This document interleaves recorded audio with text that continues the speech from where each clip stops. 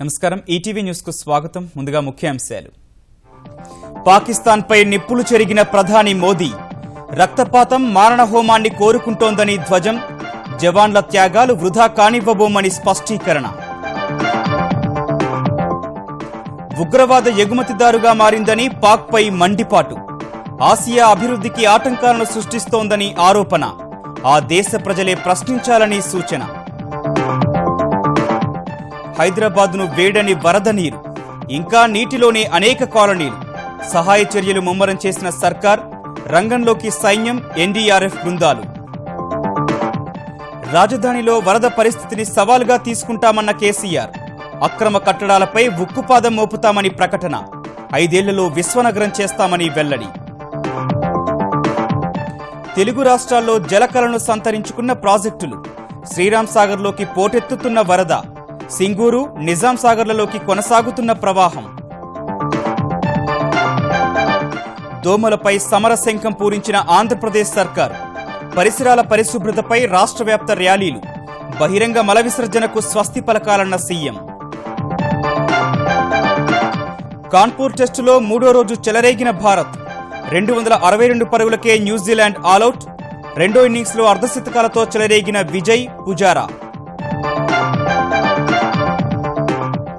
Ramoji film సిటీలో ఆరంభమైన ఇండీవుడ్ carnival, 80 దేశాల నుంచి హాజరు కానున్న 2000 మంది సినీ ప్రముఖులు, భారీ పెట్టుబడుల సమీకరణే లక్ష్యం.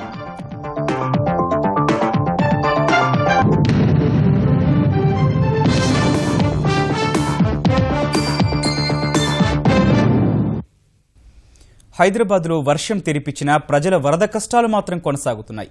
బండారి లేఅవుట్, ధరణినగర్, కాప్రా, నాచారం, ఆల్వాల్ తదితర ప్రాంతాల్లో వరద నీటిలో ఇబ్బంది పడుతోన్న ప్రజలకు జీహెచ్ఎంసీ యంత్రాంగం, సైన్యం, ఎన్డీఆర్ఎఫ్ బృందాలు, స్వచ్ఛంద సంస్థలు సహాయ సహకారాలు అందిస్తున్నాయి. వర్షాలకు అతలాకుతలమవుతున్న హైదరాబాద్ మహానగరంలో వరద ఉధృతి ఇంకా తగ్గలేదు. బండారి లేఅవుట్, ధరణినగర్ తదితర ప్రాంతాల్లో సమస్య అలాగే ఉంది. తురక చెరువు వరద నీరు ఉధృతంగా బండారు లేఅవుట్లోకి వస్తూ ఉండగా రహదారులపై వరద కొనసాగుతోంది. పలు అపార్ట్మెంట్ సెల్లార్లలో నీటిని తోడుతున్నా ఆ నీరు బయటకు వెళ్లే మార్గం లేక రహదారులపై నిలిచిపోతోంది. బండారి లేఅవుట్లో అధికారులతో పాటు స్వచ్ఛంద సంస్థలు సహాయం చేస్తున్నాయి. ఆహార పదార్థాలు, పాలు, నీరు వంటి సరుకులు అందిస్తున్నాయి. నిజాంపేట్ శ్రీనివాస్ నగర్ కాలనీలో ద్విచక్ర వాహనంపై వెళుతున్న యువకుడు తెరిచి ఉన్న మ్యాన్ హోల్లో పడిపోయాడు.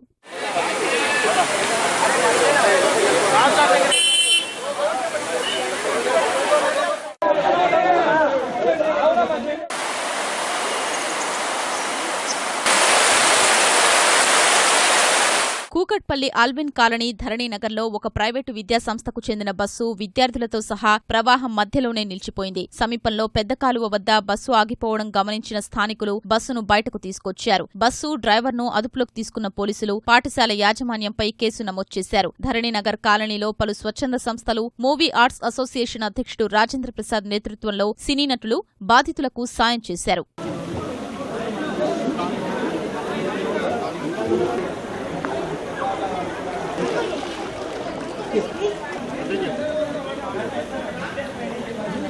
మియాపూర్ పటేల్ చెరువు పూర్తిగా నిండి నాలాల వెంబడి ఇళ్లల్లోకి నీరు ప్రవహిస్తోంది. మదీనాగూడ కృష్ణదేవరాయ కాలనీలో దాదాపు 5 అపార్ట్మెంట్లలో నీరు చేరింది. అల్వాల్ పరిధిలోని Bhudevinagar, Reddy enclave, west Venkatapuram, Bharatinagar, Sri bakery colony, Srinivas Nagar కాలనీల్లో చిన్నరాయుడు చెరువు, కొత్త చెరువు, చిన్న చెరువు, బోయినపల్లి అస్మత్పేట చెరువు పొంగి ఇళ్లల్లోకి నీరు చేరింది. ఈ ప్రాంతాల్లో 47 మందితో కూడిన ఆర్మీ బృందం సహాయక చర్యలు చేపట్టారు. వెంకటాపురం మానస సరోవర్ కాలనీలోని బస్తీలో నీరు చేరి ఇబ్బంది పడుతున్న ప్రజల్ని సైన్యం సురక్షిత ప్రాంతాలకు తరలించింది.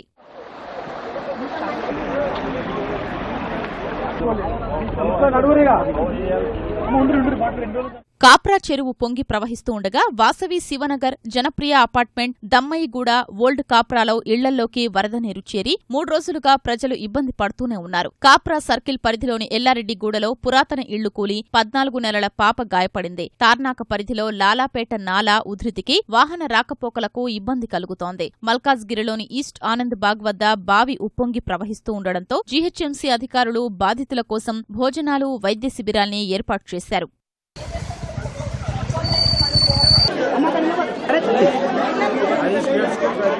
వర్షాలకు రంగారెడ్డి జిల్లా హయత్నగర్ మండలం పిల్లాయిపల్లి సమీపంలో మూసీ ఉధృతి పెరిగింది. హయత్నగర్ ఘట్కేసర్ మధ్య రాకపోకలకు అంతరాయం ఏర్పడింది. ఘట్కేసర్ మండలంలో 24 చెరువులు పూర్తిగా నిండి అలుగు పారుతోంది. బోడుప్పల్ చెరువు పూర్తిగా నిండి అలుగు పారుతూ ఉండగా ద్వారకానగర్ కాలనీ నీట మునిగింది. జంట నగరాల్లోని ప్రజా ప్రతినిధులు ముంపు ప్రాంతాల్లో పర్యటించి సహాయ కార్యక్రమాల్ని పర్యవేక్షించారు. భారీ వర్షాల వల్ల హైదరాబాద్లో ఉత్పన్నమైన పరిస్థితిని సవాల్గా స్వీకరించి నగర అభివృద్ధికి నడుం కడతామని ముఖ్యమంత్రి కేసీఆర్ తెలిపారు. వర్షాల వల్ల తెలంగాణలో దాదాపు అన్ని మధ్యతరహా ప్రాజెక్టులు నిండిపోయాయన్న కేసీఆర్ ఎగువన వర్షాలు పడుతున్నందున గోదావరికి వరదపోటు వచ్చే అవకాశం ఉందని అధికారులు అప్రమత్తం కావాలని ఆదేశించారు.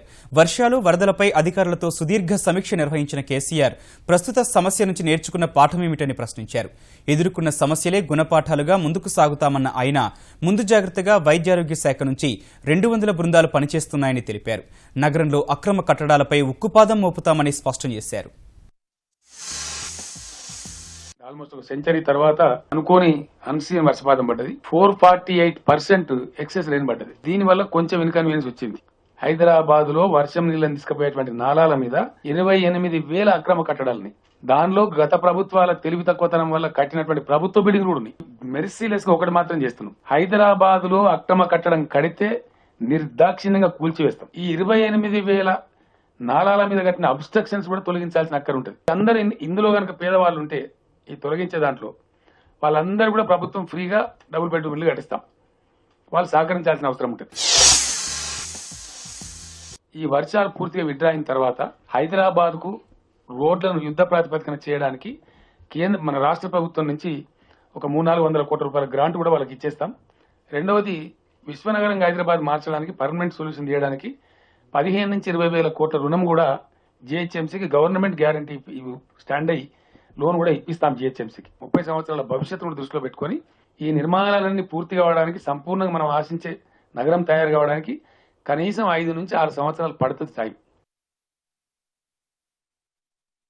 హైదరాబాద్ పరిసర ప్రాంతాల్లో వర్షాలు కాస్త తెరిపినిచ్చినప్పటికీ తెలంగాణ జిల్లాల్లో మాత్రం వరుసగా 5వ రోజున వరుణుడు విజృంభించాడు. మెదక్, నిజామాబాద్, వరంగల్ జిల్లాల్లో వేల ఎకరాల్లో పంట పొలాల్లోకి నీరు చేరింది. అన్ని జిల్లాల్లో చెరువులు, కుంటలు జలకలను సంతరించుకోగా వాగులు, వంకల్లో వరద కొనసాగుతూనే ఉంది. మరోవైపు ముఖ్యమంత్రి కేసీఆర్ ఆదేశాలతో జిల్లాలో మకాం వేసిన మంత్రులు వరద పరిస్థితులను ఎప్పటికప్పుడు సమీక్షిస్తూ జాగ్రత్తలు చేపడుతున్నారు.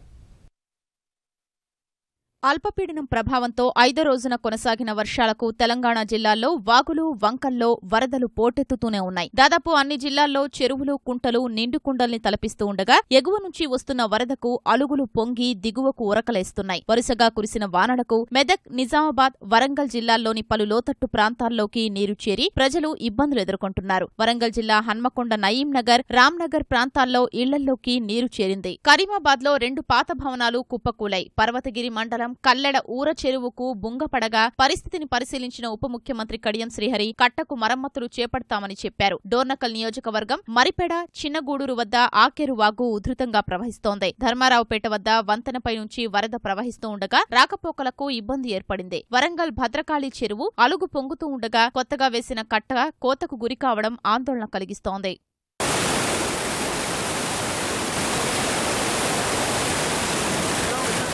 కరీంనగర్ జిల్లాలో వానలకు మానేరు వాగు ఉగ్రరూపు దాల్చింది. హైదరాబాద్ సిరిసిల్ల రహదారిపై ఉన్న వంతెనను తాకుతూ ప్రవహిస్తోంది. ఆదిలాబాద్ జిల్లా బాసర వద్ద గోదావరి నీటి మట్టం క్రమేపీ పెరుగుతూ ఉండగా అధికారులు ప్రజల్ని అప్రమత్తం చేశారు. ముథోల్, లక్ష్మణ చాందా మండలాల్లో 100 ఎకరాల్లో వివిధ పంటలు నీట మునిగాయి. నిజామాబాద్ జిల్లాలో కురిసిన వర్షాలకు 100 ఎకరాల్లో సోయా, మినుము పంటలు దెబ్బతిన్నాయి. భారీ వర్షాలకు జుక్కల్ నియోజకవర్గంలో 200 ఇళ్లు పాక్షికంగా దెబ్బతిన్నాయి. మద్నూర్ మండలంలోని 7 గ్రామాల్లోకి మంజీరా నీరు చేరగా సమీప వాగు పొంగడం వల్ల బాన్స్వాడ, బిచ్కుందా మధ్య రాకపోకలకు ఇబ్బంది తలెత్తింది. మెదక్ జిల్లాలో మొక్కజొన్న, కూరగాయల పంటలకు నష్టం వాటిల్లింది. మంజీరలో వరద పెరిగి ఏడుపాయల వద్ద వనదుర్గ ఆలయంలోకి నీరు చేరింది. మానూరు మండలం రాయపల్లి వద్ద మంజీరాపై ఉన్న వంతెన నుంచి వెళుతున్న లారీ టైర్ పగిలి రైలింగ్కు ఢీకొట్టుకుని ఆగింది. డ్రైవర్, క్లీనర్ త్రుటిలో తప్పించుకున్నారు.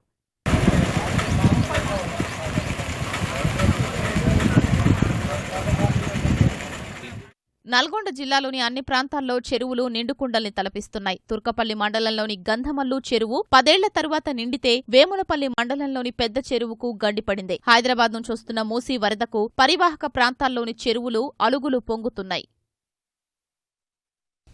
ఆంధ్రప్రదేశ్లో వర్షాలు ఇవాళ తగ్గుముఖం పట్టగా వరద ప్రభావం కొనసాగుతోంది. కుందు నది ఉగ్రరూపం దాల్చింది. వాగులు వంకలు ఉధృతంగా ప్రవహిస్తుండటంతో రాకపోకలకు అంతరాయం ఏర్పడింది. అల్పపీడన ప్రభావంతో ఆంధ్రప్రదేశ్లో అక్కడక్కడా మోస్తరు నుంచి భారీ వర్షాలు పడుతున్నాయి. కర్నూలు, కడప జిల్లాల్లోని కుందు నది ఉధృతంగా ప్రవహిస్తోంది. ఈ ప్రవాహానికి కోవెలకుంట్ల మండలంలో వలంపాడు, లింగాల మధ్య రాకపోకలు నిలిచిపోయాయి. నందికొట్కూరులో కాలనీల్లో నీరు చేరింది. 2 జిల్లాల్లో కంది, ప్రత్తి పంటలకు నష్టం వాటిల్లింది. ప్రకాశం జిల్లా రాచర్ల మండలంలోని గుండ్లకమ్మ వాగు ఉగ్రరూపు దాల్చగా రంగనాయకస్వామి గుడికి రాకపోకలు నిలిపివేశారు. రంగనాయకస్వామి గుండం వద్దకు భారీగా వరద నీరు వస్తోంది.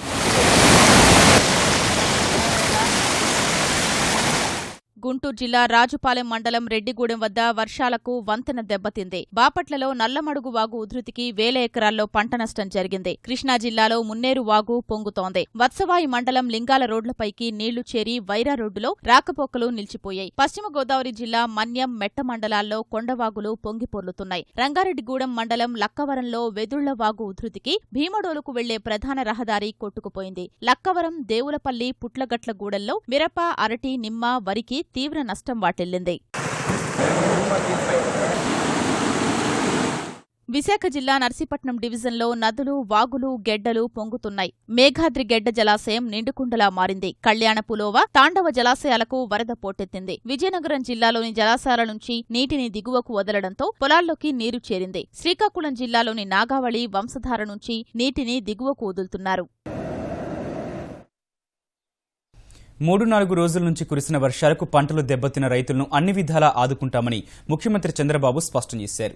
గుంటూరు జిల్లాలోని వరద ప్రభావిత ప్రాంతాలైన క్రోసూరు, పెదనందిపాడు, పమిడివారిపాలెం, గురజాల, మాచర్ల, నర్సరావుపేట, బాపట్ల తదితర ప్రాంతాల్లో పంట నష్టాలపై ఏరియల్ సర్వే చేసిన చంద్రబాబు రెడ్డిగూడెం గ్రామంలో బాధిత రైతులతో మాట్లాడి వారికి ధైర్యం చెప్పారు. సత్తెనపల్లి మండలం ధూళిపాల వద్ద దెబ్బతిన్న రైల్వే ట్రాక్ను పరిశీలించిన ఆయన దెబ్బతిన్న రైల్వే ట్రాక్ మరమ్మతులు త్వరగా పూర్తి చేయాలని ఆదేశించారు.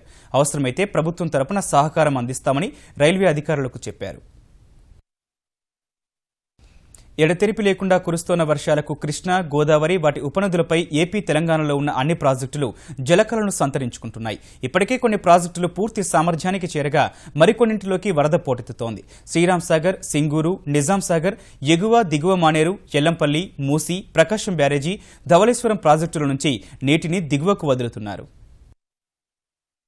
విస్తారంగా కురుస్తున్న వానలకు తెలుగు రాష్ట్రాల్లోని ప్రాజెక్టులన్నీ జలకళను సంతరించుకుంటున్నాయి. కృష్ణా, గోదావరి, వాటి ఉపనదులపై ఉన్న భారీ, మధ్య తరహా, చిన్న ప్రాజెక్టుల్లో చాలా వరకు ఇప్పటికే నిండగా మరికొన్నింటిలో వరద ప్రవాహం కొనసాగుతోంది. మెదక్ జిల్లాలో మంజీరా నదిపై ఉన్న సింగూరు ప్రాజెక్టుకు 1,16,000 క్యూసెక్కుల వరద చేరుతుంటే 12 క్రస్ట్ గేట్లను ఎత్తి 1,57,000 క్యూసెక్కులను దిగువకు వదులుతున్నారు. ఈ ప్రవాహాన్ని దృష్టిలో పెట్టుకుని ఏటిగడ్డ, సంగెం, మాదాపూర్ గ్రామాల్ని ఖాళీ చేయించారు. తరువాత ఉండే పోచారం ప్రాజెక్టు పూర్తి స్థాయిలో నిండి 3 అడుగుల మేర ప్రవహిస్తోంది. ఇప్పటి వరకు నీరు లేక బోసిపోయిన నిజాం సాగర్ లోకి వరద కొనసాగుతోంది. ఈ ప్రాజెక్టులో పూర్తి నీటి మట్టం 1,405 అడుగులు కాగా ప్రస్తుతం 1,380 అడుగులకు చేరింది. ప్రస్తుతం 45,000 క్యూసెక్కుల ప్రవాహం వస్తోంది. ఆ తరువాత ఉండే శ్రీరామ్ సాగర్ ప్రాజెక్టులోకి మహారాష్ట్ర నుంచి 4,43,000 క్యూసెక్కులకు పైనే వరద వస్తోంది. శ్రీరామ్ సాగర్ పూర్తి నీటి మట్టం 1,091 అడుగులు కాగా ప్రస్తుతం 1,089 అడుగులకు చేరింది. ఎగువ నుంచి వస్తున్న ప్రవాహాన్ని దృష్టిలో పెట్టుకుని 14 గేట్లు ఎత్తి 2 లక్షల క్యూసెక్కుల నీటిని దిగువకు వదులుతున్నారు.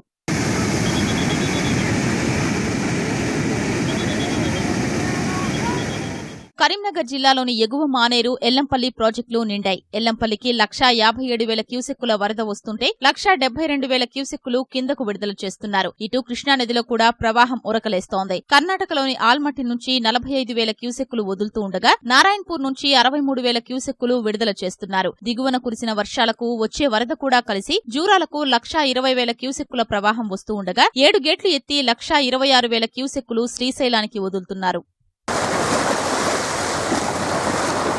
శ్రీశైలంకు 1,24,000 క్యూసెక్కుల వరద చేరుతూ ఉండగా నీటి మట్టం 876.30 అడుగులకు చేరింది. పూర్తిగా నిండాలంటే మరో 9 అడుగుల నీరు చేరాల్సి ఉంది. నాగార్జున సాగర్ కు 7,600 క్యూసెక్కుల నీరు చేరుతూ ఉంటే 1,350 క్యూసెక్కులు దిగువకు వదులుతున్నారు. కృష్ణా ఉపనది మూసీపై ఉన్న మూసీ ప్రాజెక్టులోకి 21,000 క్యూసెక్కుల ప్రవాహం వస్తుంటే 28,500 క్యూసెక్కులు కిందకు విడుదల చేస్తున్నారు. పులిచింతల ప్రాజెక్టులోకి 79,000 క్యూసెక్కుల నీరు చేరుతూ ఉంటే అంతే మొత్తం వదులుతున్నారు. ప్రకాశం బ్యారేజీలోకి 1,58,000 క్యూసెక్కుల వరద వస్తుంటే వేర్వేరు కాలువలకు 7,683, దిగువకు 1,51,000 క్యూసెక్కులు విడుదల చేస్తున్నారు. హంద్రీనీవా కాలువకు నీళ్లివ్వడం ద్వారా అనంతపురం రైతుల కల నెరవేర్చామని ఆంధ్రప్రదేశ్ మంత్రులు పరిటాల సునీత, పల్లె రఘునాథ్ రెడ్డి, కామినేని శ్రీనివాసులు చెప్పారు. అనంతపురం జిల్లాలో హంద్రీనీవా కాలువ 2వ దశ కాలువకు నీటిని విడుదల చేసిన వారు రాయలసీమ ప్రజలకు హంద్రీనీవా గుండెకాయలాంటిదని అన్నారు. కరువు జిల్లాలకు తాగు, సాగునీరు తీసుకొచ్చిన ఘనత ముఖ్యమంత్రి చంద్రబాబుకే దక్కుతుందని మంత్రి సునీత స్పష్టం చేశారు. ఉరి ఉగ్రదాడికి కారణమైన పాక్ను వదిలిపెట్టబోమని ప్రధాని నరేంద్ర మోదీ స్పష్టం చేశారు. ఆదివారం తీవ్రవాదులు సృష్టించిన మారణహోమంపై ఉద్వేగంతో మాట్లాడిన మోదీ పొరుగు దేశంపై నిప్పులు చెరిగారు. ఉరి ఘటనను దేశం మర్చిపోదంటూ పాక్ను, తీవ్రవాదుల్ని హెచ్చరించారు. 18 మంది జవాన్ల త్యాగాలు నిష్ఫలం కానివ్వబోమన్నారు. భాజపా జాతీయ కార్యవర్గ సమావేశాలు జరుగుతున్న కేరళలోని కోజికోడ్లో బహిరంగ సభలో పాల్గొన్న మోదీ దౌత్య మార్గాల్లో అంతర్జాతీయంగా పాక్ను ఏకాకిని చేస్తామన్నారు. నియంత్రణ రేఖకు సమీపంలోని ఉరీ ఉగ్రదాడిపై తొలిసారి పెదవి విప్పిన ప్రధాని దారుణ మారణహోమానికి పాకిస్తాన్ కారణమని ఆరోపించారు. కేరళలోని కోజికోడ్లో భాజపా నిర్వహించిన భారీ బహిరంగ సభలో పాల్గొన్న ప్రధాని పొరుగు దేశానికి ఘాటు హెచ్చరిక చేశారు.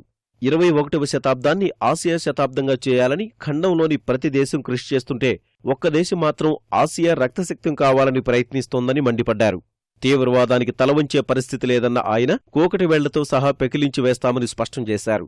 భారత్పై వేలెత్తి చూపే ముందు పాకిస్తాన్ తను ఆక్రమించిన గిల్గిట్, బెలూచిస్తాన్, కశ్మీర్లో పరిస్థితిని ముందు చూసుకోవాలని మోదీ హితవు పలికారు. इन दिनों पूरे देश में एक आक्रोश का माहौल है. जम्मू कश्मीर में, उरी में हमारे पड़ोसी देश ने जो एक्सपोर्ट किए हुए टेररिस्टों ने हमारे 18 जवानों को बलिदान होना पड़ा. यह देश इस बात को कभी भूलने वाला नहीं है. और आज के हुक्मरान आतंकवादियों के आकाओं के लिखे हुए भाषण पढ़ करके कश्मीर के गीत गा रहे हैं. पाकिस्तान की आवाम अपने हुक्मरानों को जरा पूछे कि दोनों देश एक साथ आजाद हुए, क्या कारण है कि हिंदुस्तान दुनिया में सॉफ्टवेयर एक्सपोर्ट करता है और आपके हुक्मरान टेररिस्टों को एक्सपोर्ट करते हैं? क्या कारण है? గత కొన్ని నెలలుగా భారత్ను అస్థిరపరిచేందుకు పాకిస్తాన్ చేసిన 17 ప్రయత్నాలను సైన్యం తిప్పికొట్టిందని తెలిపారు. जब एनडीए की लोकसभा के चुने हुए सदस्यों ने मुझे अपने नेता के रूप में चुना और संसद के सेंट्रल हॉल में नेता के रूप में जब मेरा पहला भाषण हुआ, मैंने कहा था हमारी ये सरकार गरीबों को समर्पित है. ये विचार, ये भाव महात्मा गांधी और पंडित दीनदयाल उपाध्याय जी के चिंतन में से प्राप्त हुए हैं. అంతకుముందు పేదల సంక్షేమమే తమ ప్రభుత్వ లక్ష్యమని మోదీ ప్రకటించారు. ఓవైపు సీమాంతర ఉగ్రవాదానికి మద్దతిస్తూ కశ్మీర్ అంశాన్ని అంతర్జాతీయ సమస్యగా చిత్రీకరించాలన్న పాకిస్తాన్ ప్రయత్నానికి ఐక్యరాజ్య సమితిలో గట్టి ఎదురుదెబ్బ తగిలింది. కశ్మీర్ను అంతర్జాతీయ అంశంగా మార్చేందుకు కొన్ని నెలల నుంచి పాక్ చేసిన ప్రయత్నాలకు ఐక్యరాజ్య సమితి సాధారణ సభలో ఏ ఒక్క దేశం కూడా మద్దతు పలకలేదని ఐక్యరాజ్య సమితిలో భారత శాశ్వత ప్రతినిధి సయ్యద్ అక్బరుద్దీన్ తెలిపారు. సాధారణ సభలో ఇప్పటివరకు 136 దేశాలు మాట్లాడగా పాకిస్తాన్ మినహా ఏ దేశం కూడా కశ్మీర్ అంశం ప్రస్తావన తేలేదని వివరించిన అక్బరుద్దీన్ భారత్ ప్రస్తావించిన తీవ్రవాద నిర్మూలనకు సంపూర్ణ మద్దతు లభించినట్టు వివరించారు. There have been 136 countries who've spoken so far in their national capacity in the General Assembly. As of now, only one country has raised an issue that you are referring to. The other 135 countries have not even referred to this. I understand that the Prime Minister of Pakistan has left, so he has left with an empty bag. As far as India is concerned, our main issue of focus was terrorism. There is huge support, there is broad agreement that this needs to be an area of focus of the international community. As far as Pakistan is concerned, they have not got any support from anyone in the United Nations General Assembly. అటు China మాత్రం పాకిస్తాన్కు బాస్టర్గా నిలిచింది. పాకిస్తాన్పై ఏ విదేశీ శక్తి దాడి చేసినప్పటికీ తాము పాక్కు పూర్తి స్థాయిలో మద్దతిస్తామని చైనా హామీ ఇచ్చింది. జమ్మూ కశ్మీర్ విషయంలో పాక్ విధానాన్ని కూడా సమర్థిస్తామని చైనా ఓ ప్రకటనలో తెలిపింది. ఉరి ఉగ్రవాద దాడి ఘటన తర్వాత పాక్ విషయంలో అనుసరించాల్సిన వ్యూహంపై భారత్ కసరత్తు చేస్తోన్న వేళ చైనా చేసిన ఈ ప్రకటన అత్యంత ప్రాధాన్యం సంతరించుకుంది. జమ్మూ కశ్మీర్ ప్రజలపై దాడులు ఎంతమాత్రం సమర్థనీయం కాదన్న చైనా కశ్మీర్ సమస్యను అక్కడి ప్రజల అభిప్రాయాలకు అనుగుణంగా పరిష్కరించాలని అభిప్రాయపడింది. ఆరోగ్య ఆంధ్రప్రదేశ్ లక్ష్యంగా దోమలపై యుద్ధం ప్రకటించిన నవ్యాంధ్ర సర్కారు రాష్ట్ర వ్యాప్తంగా పరిసరాల పరిశుభ్రతపై పెద్ద ఎత్తున అవగాహన కార్యక్రమాలను చేపట్టింది. దోమల వ్యాప్తికి కారణాలు, పారిశుధ్యం వల్ల ప్రయోజనాలను ప్రజలకు తెలియచెప్పే ఈ బృహత్తర కార్యక్రమాన్ని ముఖ్యమంత్రి చంద్రబాబు పశ్చిమ గోదావరి జిల్లా ఏలూరులో ప్రారంభించారు. దోమల రహిత రాష్ట్రంగా ఆంధ్రప్రదేశ్ను తీర్చిదిద్దేందుకు కలిసి రావాలని ప్రజలకు పిలుపునిచ్చారు. ఎడతెరిపి లేకుండా కురుస్తున్న వర్షాలతో విషజ్వరాలు విజృంభిస్తున్న వేళ ఈ సమస్యకు మూల కారణం అపరిశుభ్రతేనని గుర్తించిన ఆంధ్రప్రదేశ్ సర్కార్ దోమలపై దండయాత్ర పేరుతో జనచైతన్య కార్యక్రమాన్ని ఇవాళ ప్రారంభించింది. పరిసరాల అపరిశుభ్రతకు కారణాలు, దోమల విస్తృతికి దోహదం చేస్తున్న పరిస్థితుల్ని వివరిస్తూ ముఖ్యమంత్రి, మంత్రులు, అధికారులు క్షేత్రస్థాయిలో పర్యటించారు. దేశంలో దోమల ద్వారా వ్యాపించే వ్యాధుల్లేని రాష్ట్రంగా ఆంధ్రప్రదేశ్ను మార్చేందుకే దోమలపై దండయాత్రను పెద్ద ఎత్తున నిర్వహిస్తున్నట్లు ప్రభుత్వం స్పష్టం చేసింది. ఈ కార్యక్రమాన్ని పశ్చిమ గోదావరి జిల్లా ఏలూరులో ముఖ్యమంత్రి చంద్రబాబు ప్రారంభించగా జిల్లా కేంద్రాలు, ప్రధాన నగరాల్లో మంత్రులు ప్రారంభించారు. ఏలూరులో జిల్లా పరిషత్ కార్యాలయం నుంచి ఫైర్ స్టేషన్ సెంటర్ వరకు ముఖ్యమంత్రి చంద్రబాబు భారీ ర్యాలీ నిర్వహించారు. తర్వాత ఫైర్ స్టేషన్ సెంటర్లోని ఎన్టీఆర్ విగ్రహానికి పూలమాల వేసి నివాళులర్పించారు. ఏలూరు నగరపాలక సంస్థ పరిధిలో పారిశుద్ధ్యం పడకేసిందన్న ముఖ్యమంత్రి పరిశుభ్రతలో ప్రజల భాగస్వామ్యం తప్పనిసరి అని స్పష్టం చేశారు. ఇంతే దండయాత్ర. దోమలు నివారించాలంటే మీరు ముందుకు రావడం లేదు. ఇంట్లో చెత్త రోడ్డు మీద వేస్తున్నారు. రోడ్లో ఉండే చెత్త వీళ్ళు తీసుకుపోయి మొత్తం కాలువల్లో వేస్తున్నారు. అన్నీ కలిసి మన ఆరోగ్యానికి ప్రాణాంతకమయ్యే పరిస్థితి వచ్చింది. మీరు ఆరోగ్యంగా ఉండాలి, ఆనందంగా ఉండాలి, అదే నా ఆలోచన. దానికోసం అక్టోబర్ 2వ తారీఖున 110 మున్సిపాలిటీల్లో ఓపెన్ డెఫికేషన్ ఫ్రీ అంటే బయట ప్రాంతాల్లో ఎక్కడ మళ్ళా మూత్ర విసర్జన చేయకుండా డిక్లేర్ చేస్తున్నాం. అది దేశంలోనే మొట్టమొదటిసారి అవుతుంది. అది మన వెస్ట్ గోదావరి జిల్లాకు వస్తుందని చెప్పి ఆంధ్రప్రదేశ్లో వాడవాడలా దోమలపై దండయాత్ర కార్యక్రమంలో పాల్గొన్న విద్యార్థులు, అధికారులు భారీ అవగాహన ర్యాలీలు నిర్వహించారు. ఆసియాలోని అతిపెద్ద సినీ పండుగ ఇండివుడ్ ప్రపంచ ప్రఖ్యాత రామోజీ ఫిల్మ్ సిటీలో అంగరంగ వైభవంగా ప్రారంభమైంది. 4 రోజుల పాటు జరిగే ఈ వేడుకను రామోజీ గ్రూప్ సంస్థల అధినేత రామోజీరావు, తెలంగాణ సినిమాటోగ్రఫీ శాఖ మంత్రి తలసాని శ్రీనివాస్ యాదవ్, ఇండివుడ్ రూపకర్త సోహన్ రాయ్ లాంఛనంగా ప్రారంభించారు. ప్రపంచ స్థాయిలో అత్యుత్తమ సినిమాలకు వేదికగా నిలిచే ఈ కార్యక్రమంలో 80 దేశాల నుంచి 2,000 మంది సినీ ప్రముఖులు, 20,000 మంది అతిథులు, వ్యాపారవేత్తలు, వివిధ రంగాల నిపుణులు హాజరు కానున్నారు. భారతీయ సినిమాను ప్రపంచ స్థాయికి తీసుకెళ్లేందుకు ఈ కార్నివాల్ తొలిమెట్టని రామోజీరావు అభివర్ణించగా, భారతీయ సినిమా రంగంలోకి భారీ పెట్టుబడులు ఆకర్షించడమే తమ లక్ష్యమని ఇండివుడ్ రూపకర్త సోహన్ రాయ్ వివరించారు. Indiwood is nothing but waking up of a sleeping lion. The revolution is going to start here. The history is going to rewrite here. In the next 5 years, Indian film industry will be leading the world film industry because film is our culture. Film is in our blood. We are the only people in the world watch the same movie many times. We are the only people skip a meal for a ticket. We are the only people see cinema as a worshipping platform. As we all know, India is obsessed with films. This is evident from the fact that India is the world's biggest film producer as it makes 1,500 films a year, far greater than the number of movies produced by Hollywood. But still, Indian films lag behind their Hollywood counterparts in terms of technology and professionalism. Mr. Sohan Rai is striving to take India to the top rung of the world cinema. The Film Carnival, the brainchild of Mr. Sohan Rai, is the first step in this direction. Mr. Rai's earnestness in this regard deserves appreciation. Ramoji Film City is happy to be the venue of the prestigious Indiwood Film Carnival. We are glad to be part of the Indian cinema's historic event. We will do everything in our capacity to assist Mr. Sohan Rai in making the carnival successful year after year. I would like to convey my good wishes to all the participants in this wonderful event. I hope they will have highly fruitful and mutually beneficial deliberations here. I thank the organizers for giving me the opportunity to speak. Jai Hind. Thank you. Telugu చిత్ర పరిశ్రమకు సంపూర్ణ సహకారం అందించేందుకు ప్రభుత్వం కట్టుబడి ఉందని Telangana cinematography మంత్రి తలసాని శ్రీనివాస్ యాదవ్ వెల్లడించారు.